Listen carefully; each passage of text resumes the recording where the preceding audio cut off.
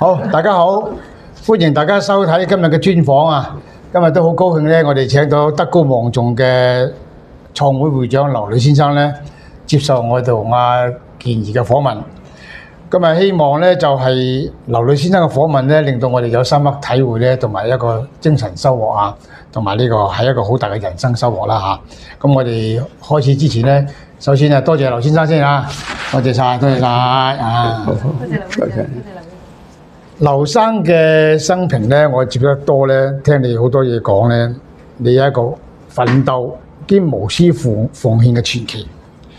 喺我哋嘅鄉親嘅認知當中咧，你係一個成功嘅企業家啦，亦都係一個心繫鄉子嘅慈善家，更加係凝聚鄉情嘅社團領袖。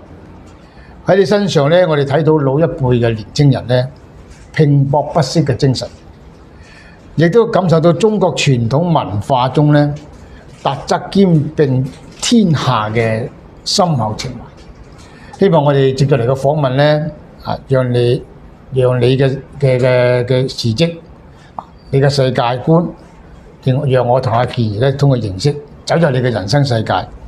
希望聽聽你嘅奮鬥故事，亦都希望知道你嘅慈善初心，以及對家鄉同埋年青一代嘅心情寄望。咁啊，以下時間咧，先交俾阿健兒。咁啊，俗話講啦，樹高千丈，落葉歸根。咁我哋都好想了解劉會長，先從你嘅起點去開始啦。咁劉會長嘅祖籍咧就佛山南海官窯嘅象嶺鄉蔡邊村嗰度。咁呢條村咧接近有800年嘅歷史嘅一條古村啦。咁劉會長嘅家族嘅堂號就叫做怡劍堂。咁呢個名字咧本身就充滿咗智慧嘅。怡情養性啦，儉以養德啦。咁所以我哋都好好奇啊，當時喺戰亂嘅年代咧，童年嘅鄉村生活啦，咁劉會長留下啲咩嘅深刻記憶啦，或者係咩當時有咩契機令到佢選擇前往香港去謀生？咁劉會長你好，咁你嘅出生咧喺上世紀40年代嘅南海象嶺村嗰度，咁當時嘅生活個鄉村生活係點嘅咧？或者咩原因？令到你下咗呢個決心離開呢個家鄉，去香港闖蕩。請阿劉會長分享下俾我哋。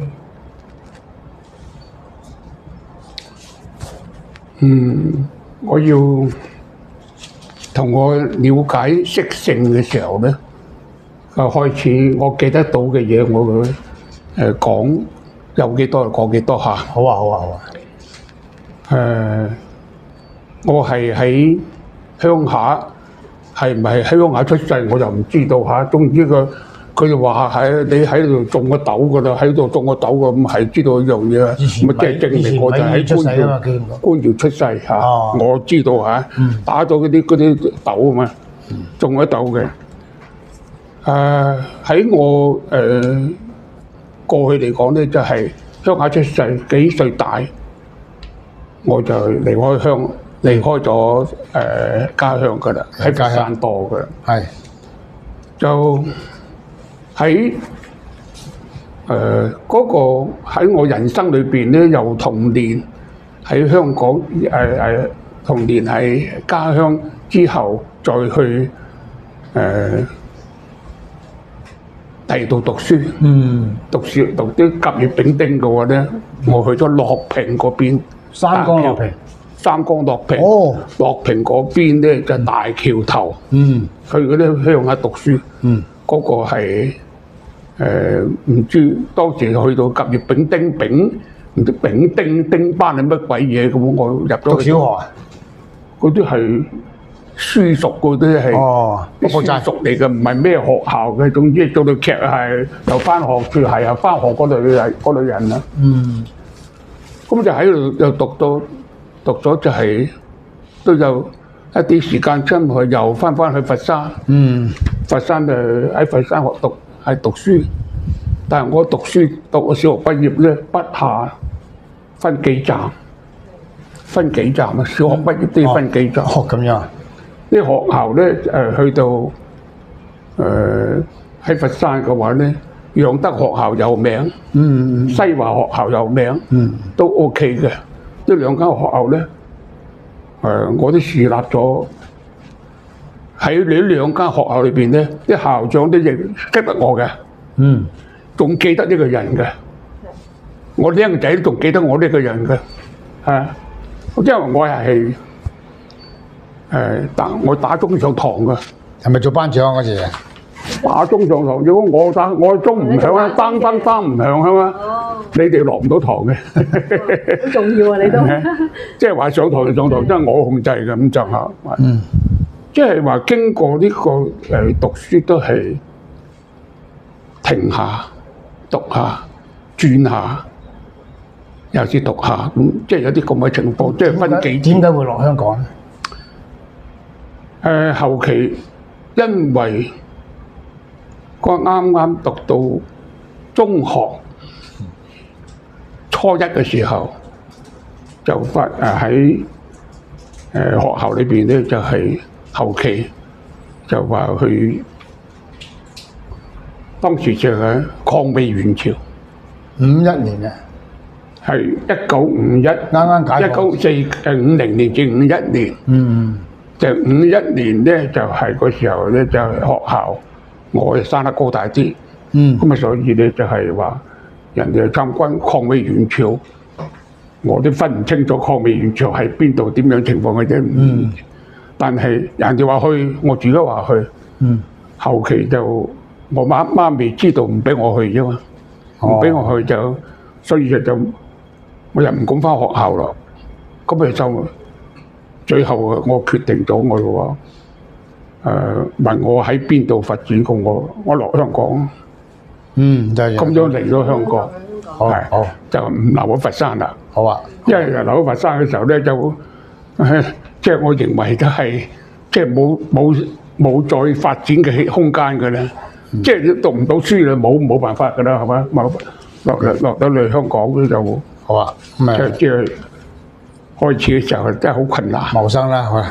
即係好困難，都翻唔到上大陸㗎啦，諗住都翻唔到去㗎啦。你有食冇工我都要做㗎啦。咁啊嗰幾年咧都好痛苦嘅，好捱。有份工做，我就已經係冇有食冇工我都去㗎啦，即係我唔想去依賴親戚親友啊嘛。嗱咁聽你咁講咧，你即係喺內地落咗香港啊嚇，咁咧就我成日聽你講你嘅故事啊，你落咗香港你做咗好多行，即係包括咧就係第一次就搬嗰啲杉啊嘛，聽你個膊頭都甩曬皮嘅喎，跟住咧又做過呢個飲食，你好似去到邵氏片廠咧做過包伙食嘅喎。唔係包伙食我有做過。喺邵氏影城咧，我係做過美術。做過美術咧，其實係我冒充美術。畫畫。畫襯景。咁好嘢啊！即係畫襯景咧就係。我哋填色嘅啫，係咪？我邊識畫又畫咧？即係你冇嘢做，嗰入去即係有份工作啦，嗬。冇乜工作啦，咁咪喺入去亂做咯。咁即係都有叫做美術，都叫做咗，我都係撈下啫，俾人哋逼我出嚟嘅啫。咁唔錯。嗱，咁除咗呢樣嘢之外咧，你就聽你講啦，你又做過電鍍啦，又做過機械五金啦，最後呢個，我覺得你成功嘅咧，就好似做咗鐘錶業，甚至你更加成功咧。聽你講你同日本嘅星辰合作開公司喎，係咪啊？開廠啊！開廠添。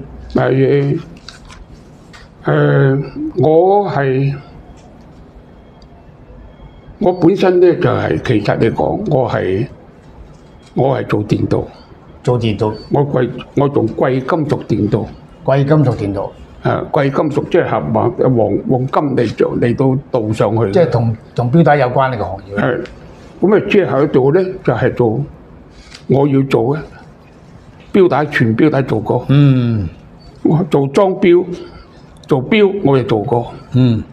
又製造錶帶。我又有製造機械、化學、裝嵌，即係一個鐘錶有幾個行業嘅。鐘錶有裝嵌，做錶帶要做金屬錶帶嘅話咧，就係用機械製造。嗱，今日行出狀元啦。係咪如果我冇記錯咧，你曾經做過鐘錶業嘅一個職位嘅喎。鐘錶業我係做到副主席，做得副主席。鐘錶總會嘅副主席。嗱，咁咪即係14歲嚟香港，最後咧經過咁多行。唔係，我14歲幾嚟到香港之後，走去一間五金電鍍廠做過，有唔問幾錢人工㗎，咁入去做嘢。嗰時候我咧就係正式叫做過電鍍，我最怕做電鍍。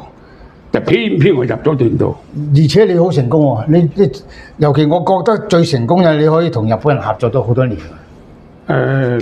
我同日本人做間公司咧，就係國際貴金屬有限公司咧，就係合作30年。30年。30年裏邊咧，我哋係冇改變過股份。我係同佢哋精工方面。佢哋梗係佔多啦嚇。嗱，你又唔識日文啦？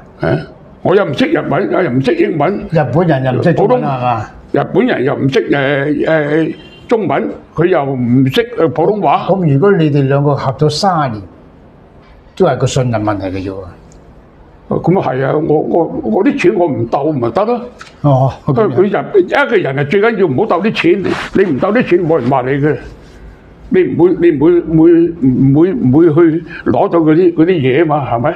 啲錢係最緊要簽票。做咗咁多行，如果喺你嘅認知當中咧，就應該係最後個行業就做錶嘅配件就成功啦。我最後錶咧，我都係都其中一個行一個即係總嘅鐘錶，但係就冚錶做錶，成隻錶出。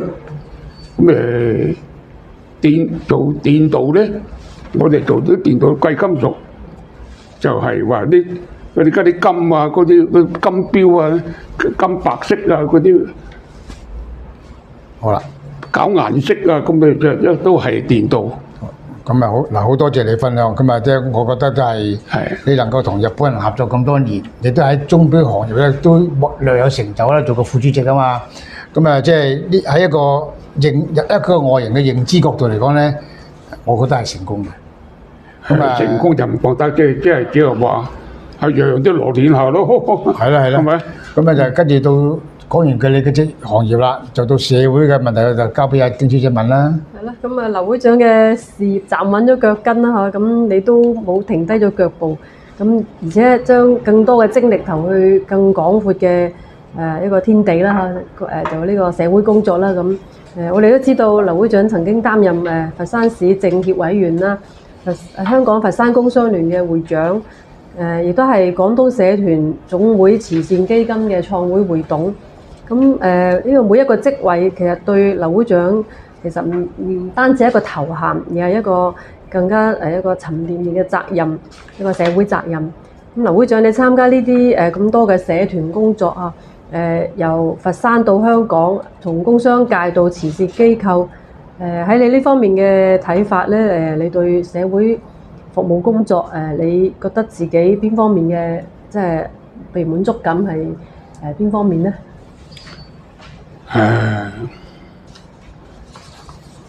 我認為有做啲社團，任何社團我都覺得我有學習嘅空間喺度。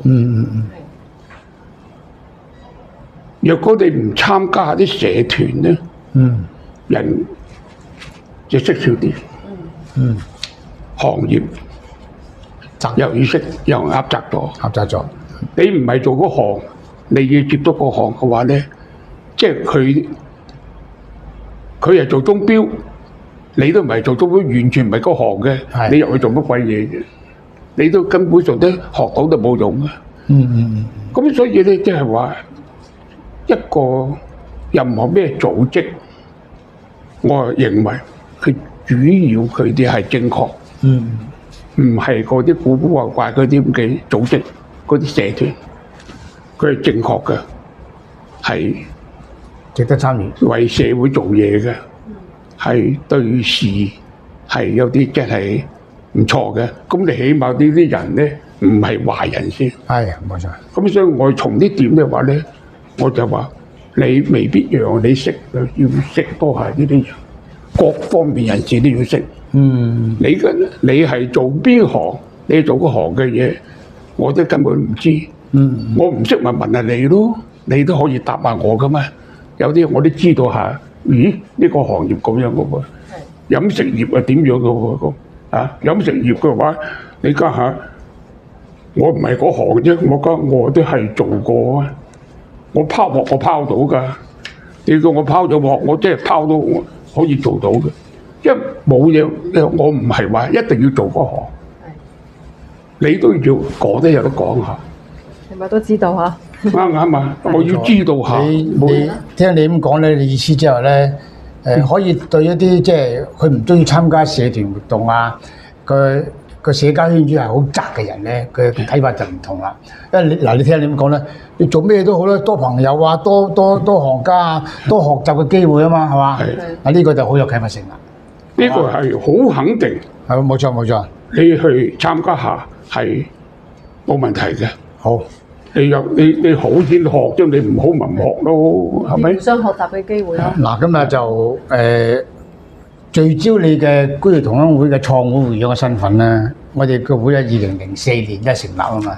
咁當時咧都係經過千辛萬苦啦，就由你去牽頭啦，就成立一個會。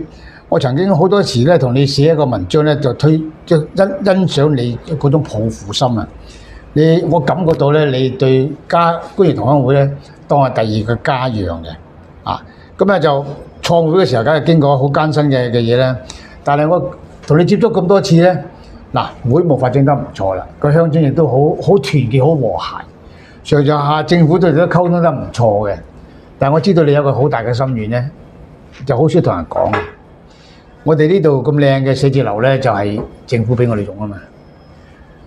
但係我知道你咧，以前做佛山工商聯咧，你同阿潘耀和會長咧就聯手咧，就係當然唔係話你全部你嘅兩個人力量啦，就起碼牽頭啦嚇，就係購置咗永久物業，係令到嗰個會咧就喺到今時今日咧。喺嗰個即係長久會址有咗之後咧，對發展會務啊、凝聚人心都好大幫助啦。偏偏就係你落咗好多心機嘅居業同鄉會，到今日為止，我哋都冇一個長久會址。我知道呢個係你心結嚟嘅，我想聽聽你嘅意見。我其實何德何能啊？我做10幾年個會。做咗會長10幾年，有咩件事啫？我認為就係自己係低能。我曾經係個個，我話一個會冇個會址，好似自己乜嘢都冇，咁即係租地方或者住冇地方人哋嘅。始終嚟到呢個會係永遠噶嘛，你都冇個會址，咁啊呢樣嘢咧，我哋係好遺憾嘅。我講過好多次，喺當時就話咧，曾經喂有啲大概俾多少啊，嚟到咁啲錢就買咗100萬到100多啲萬就得，100萬多啲係咩得嘅？其實你講我收尾知道嘅話咧，係唔使送俾我哋用都得啊。但係有啲人嘅思維唔係咁諗法，佢就會認為冇好過，使乜嘢？你今日仲好都唔使錢，又唔使俾租，我咪有用咯。嗱，梗係唔俾租，都要俾租啊！你都要打合同啦，係咪？咁啊〜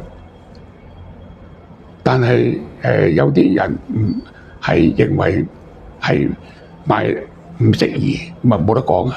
我都睇咗好多年啦，咁啊，既然我買晒都冇意思嘅，我說我買晒，我有錢去買晒。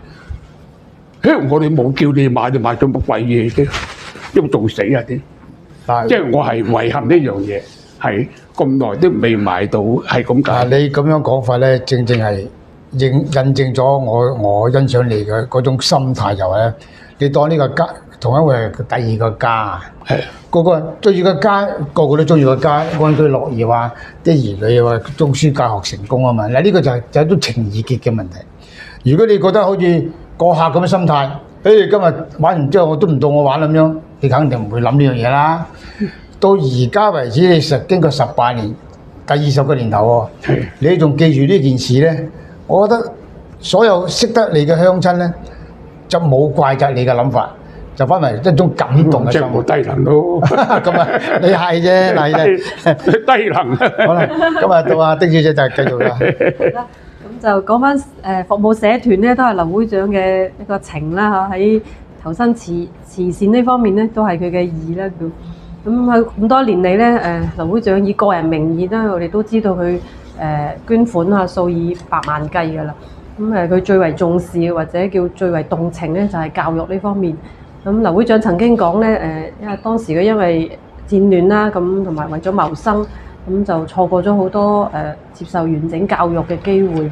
咁所以佢嘅心願咧，都希望幫助更有需要嘅一啲細路去讀書啦。咁劉會長你當時就發起一個助學計劃啦，咁數十年如一日，咁幫助咗好多內地嘅大學生完成咗個學業啦。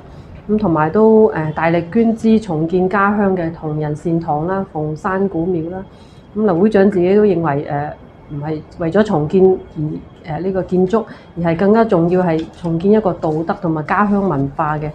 咁劉會長呢方面咧，你譬如特別專注呢個捐資助學，以呢個教育情結嘅呢個即係根源啊！佢哋個諗法係咩咧？第一個問題就係我哋官員同鄉會成立咗嘅第一年，就我哋都記得係俾咗啲教育助學嘅，係俾咗出去嘅。咁我收尾我就一到第2年咧，我就話，既然我哋官員同鄉會有啲俾咗1萬蚊出去，咁俾邊個？既然我呢1萬蚊，我點解我唔可以我哋直接交俾個學生手咧？呢個最實惠。因為佢哋收到都唔知邊個俾佢嘅，同時佢哋都唔識邊個人，但係經過我哋後期大家同意去做呢樣嘢咧，就做咗教育個基金。教育基金嘅話咧，就係有多力量多啲，就收到啲學生，力量少啲，可以收少啲。係咪？係。咁樣嘅話咧，就對我感覺到學問對啲年青人好緊要。佢係冇學問嘅，盲豬都唔識過嘅話咧，點喺社會做嘢？唔係話現在嘅社會唔係等於以前盲豬都唔識過，可以揾到食喎，梗係揾唔到食嘅喎。所以我哋體會到。需要建立呢個嘅基金咧，大家都同意，做到今時今日咧，講下好健康，發展得好健康。到今天裏邊咧，都18年啦，17、18，第19個年頭啦，即係幫助咗接近100位學生。係啊，唔錯。咁而家就分為我補充一點啦，阿會長。嗱，過去咁多年咧，我哋一步一腳印啦，你帶頭啦。但係你有冇發現一樣嘢咧？我哋開始嘅時候咧，佢內地政府咧，包括當時官員政府啦嚇，令到我派一個叫做僑務主任嚟，跟住唔使幾耐咧，就派個高級少少嘅呢個管教育嘅嚟。但係咧，我轉咗書山鎮政府咧，佢派嘅官員咧就一次比一次高級，又管民政嘅，又管辦公室嘅。呢兩次咧，全部派第二把手嘅副書記嘅。我點睇到呢件事咧？我自己覺得就係佢哋一種令到可能覺得我哋自己做嘢好認真嘅培養教育嘅方案咧，已經成為一種佢哋嘅德政啊！佢已經成為咗佢哋呢個政府推行政策裏邊其中一個好大嘅環節，就培養下一代。嗱，呢個到發展到今日，咪呢單嘢你哋之前咧就做咗10幾年，發展到而家，或者佢哋覺得我哋好認真啦，所以咧你過去嘅決定咧同埋走嘅方向，我覺得冇錯嘅。佢哋政府都已經重視咗我哋呢個做法，所以喺呢個經濟層面啊，或者係人事嘅佈局啊，或者支持度咧，佢已經覺得係一個好重視嘅，所以覺得有啲嘢咧就係你走咗18年、19年嘅經歷，到今日，終於就係喺政府嘅層面上，佢哋覺得都要認同、受認同嘅。而家我呢個個人睇法啦嚇，咁咧就狄志姐個問部分差唔多啦，到我問啦嚇。你身邊好多嘅社團朋友，最多咧搞社團咧就好多有啲嘢就係有啲爭拗啊，或者係拗得兩拗就可能朋友都冇得做嗰類嘢。但係我見你身邊有幾個朋友咧，好 friend 嘅同你，好傾，好得好好傾，從來唔見你有啲咩爭拗。反為咧就喺從生活品味啊、社交應酬啊，或者係公益事業裏邊咧，都好同步伐嘅。一個就係關生時，第二個咧就林良，第三個係潘以和，到另一個咧就係連廣成。呢4位嘅社團領袖喺你嘅心目中，你可唔可以好精口咁評價呢4位嘅朋友？先講林良啊，林良先生咧就係佢係一個我聽佢嘅一生人裏邊嘅話咧，到今天裏邊嘅話咧，佢仲有啲記錄，佢嘅日記啊，佢日記仲喺翻喺度嘅。即係佢做咗啲咩嘢，啲記錄做得好好。係。第二個係勤儉。另一方面咧，肯去諗嘅嘢，肯去好困難噶嘛，佢去諗去做。即係點樣去做一樣嘢，點樣做一樣嘢，佢係有陣時同佢傾偈，佢都幾多嘢同我哋大家傾下，係啲心得啊，點樣去做啊，點樣去對呢件事點處理啊，咁佢係有啲同我講咗好多嘢。我真係好投契啦，好投契。咁潘以和咧？潘以和咧就係兩個更加熟晒添啦。我梗係了解潘以和24小時有時間佢用晒。佢係利用個時間咧，空間啲唔得瞓覺啫。鐵人喎。其實如果佢係將身體保養少少嘅話咧，佢嘅生命唔係咁長唔短嘅。佢唔係咁短嘅，因為長期唔夠瞓，操勞過度。半夜3更有陣時我都話：喂，和哥唔好再傾咯喎，夜咯，就3點鐘咯喎，唔好再講咯。即係我哋講嚟講去都係為會嘅嘢，係佛山工商聯會嘅嘢。有啲嘢點處理，點樣，淨係買個地方，我要買個地方嗰個亦都傾咗好耐。我話你若果你唔買咗一個有個空間，你好難籌錢㗎。佛山工商聯邊個係老友啊？冇個老友嚟㗎。你冇實質嘅嘢，佢哋唔會參加㗎。咁啊，於是話我建議喺火車港嘅，我哋兩個買2層樓。嗱，嗰日現在佢哋2層，我話要假定個會唔要，你要一層我一層，就買咗呢兩層樓咯，攞定佢，搞掂咗佢，就話俾佢聽，我哋已經攞定啦，買咗樓啦，有2層樓咁情況，咁就即係揾錢嚟㗎嘛，生意嘅你要揾錢咧，咁利用呢個落實咗，我哋兩個咧，佢哋唔認，我哋兩個都買咗，買下落嚟。於是乎咧，就係第一次開會，佢哋大家你又俾錢，我又俾錢，揾夠錢買樓啊！好嘢，好嘢。第二次咧，我就話以佛山工商聯請食飯，請佢哋食飯，咁啊，大家過嚟啦，實嚟㗎係嘛？嚟咗之後再講啊，因為裝修唔夠錢，唔夠錢裝修，即係希望大家支持下咁咯，咁就揾到啦。好嘢，好嘢，好嘢。咁第三喺會董會，咪再嚟會董會籌啲錢，喂冇錢啊！咁啊會董會嘅時候咪又籌咗錢，咁有最主題有咗個底，有個實質嘅時候咧，又買咗樓啦嘛，我攞訂㗎啦嘛。即係深度兼力度啦。係啊，咁啊，另外一位咧就人稱嗰個呢個關老爺嘅關亨時咧。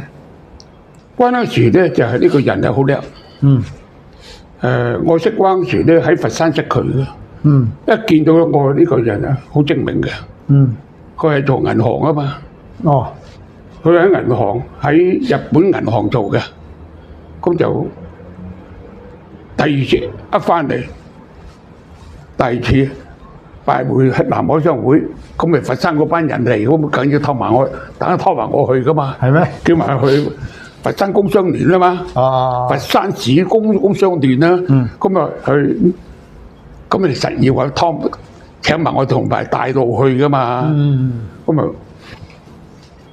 我覺得成班人最醒目啊佢。但係最精係佢，最叻係佢，唔使做嘢嘅，就即係出街，即係我見客啊乜乜，佢唔熟，人哋做銀行唔熟唔揾你噶嘛，係咪？佢熟都唔揾嘅，由頭到尾未揾過，開個戶口咧嗱，阿劉女開個戶口都未試過，完全即係公辦公司還是啊？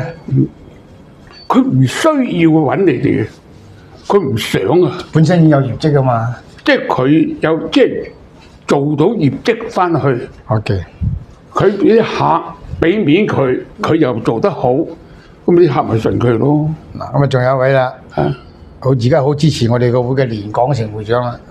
連廣成咧就係又係紅褲仔出身嘅，做開龍褲出身嘅佢，但係佢咧佢就係呢個人咧就係。跟師傅，我就話佢跟師跟得好，跟師傅教佢好多嘢，咁佢就人又好，反應好快，幾叻，記憶系統好，所以連廣成咧就係師傅收檔，佢開檔。你成日講嘅説話咧，一個人嘅成功唔算成功啊嘛。多人嘅成功先叫做成功。嗱，我嘅理解，多人咧，你身邊咁多個志同道合嘅社團領袖，個個喺你嘅眼中或者你嘅腦海當中都係好叻、好成功、好誠實、好投入。嗱，所以咧喺你呢班嘅社團領袖喺你身邊成為好朋友咧，事實上咧就對好多時社團發展啊、社交嘅圈子嘅發展啊，都係一個好好嘅情形啦。你幫我幫你咁嘅意思啦，係嘛？非常之好。咁啊，到阿丁小姐啦。好啦，咁啊都歲月流轉啦，咁啊情懷不變啦。劉會長雖然年事已高，但係佢心態非常之年輕嘅。咁劉會長都積極支持家鄉建設啦，例如建立網站啦，擁抱新科技啦，咁大力推動我哋成立一個青年委員會，委任我哋嘅青年才俊，為社團注入源源不斷嘅新活力啦。咁睇到家鄉例如象嶺村嗰個而家成為一個美麗嘅文化鄉村，都吸引青年人去回鄉創業啦。咁佢都感到好欣慰。咁會長認為咧，呢個係國家富強、人民安居樂業嘅最好嘅體現啦。咁劉會長作為一個歷盡滄桑嘅長者啦，咁你對現今香港同埋我哋家鄉嘅年輕人或者你有啲咩寄望俾我哋，或者有冇啲比較即係點樣鼓勵年青人？鼓勵年輕人嘅説話。年青人咧就係有啲咧就係呢個係有陣時氣氛影響佢哋，係好大嘅，係影響佢哋。但係我啲奉勸啊，啲年青人咧就係話，你只求你要努力啲走去做嘢，要真真正正係食點困難。現在生意冇嘢做喎，冇工開喎，好慘噶喎，乜喎？但係老實講，我相信每一件事，每一個社會嘅一段時間有問題嘅，佢將來都會好。如果從我早我體會到話，香港一定就會好嘅。你同國家睇住。你唔會衰嘅，真係唔會衰嘅。咁你對個人做生意嘅地方有冇益處咧？我唔講呢樣嘢。個人嘅我係做睇唔到啊。但係整體嚟講咧，香港我係好嘅。你諗下睇下個國家點樣對香港？你冇講我一個幾百萬人口嘅一個城市，你有有晒自己百幾年嘅經驗。有晒經驗，有自己嘅出銀紙嚇，又有自己嘅法律，有自己嗰個所謂管理經驗。冇錯。所以你家下走向國際，我個睇法，點解要俾港澳去做呢樣嘢咧？係咪？點解國內唔威嘛？係咪？法律影響嘅，佢哋有啲做唔到嘅。香港你嗰個國際法嘅話咧，做到嘅。你喺國內做唔到㗎，人哋唔信你嘅。咁阿健兒啊，年青人咧係你喎，咪要定啲啦。嗱，劉會長睇香港嘅前睇得咁深遠啦，係嘛？鼓勵啊，同埋寄望。係啦，嗱，今日雖然咁簡單嘅訪談。要講嘅就係講多2個鐘頭都講唔晒你嘅嘢。係啊，我就用8個字形容你嘅人生啦。你嘅家訓咧，怡情養性就儉以養德，亦都係你嘅作風，亦都係你嘅家訓。而呢個情繫桑梓，德潤香港咧，正係你幾十年社團你自己創造嘅個人業績創造嘅形象令到產生嘅社會效應。就今日我哋嘅主題啦，情繫桑梓，德潤香港，非常多謝你嘅訪問，好嘛？祝你身體健康，多謝，身體健康，身體健康。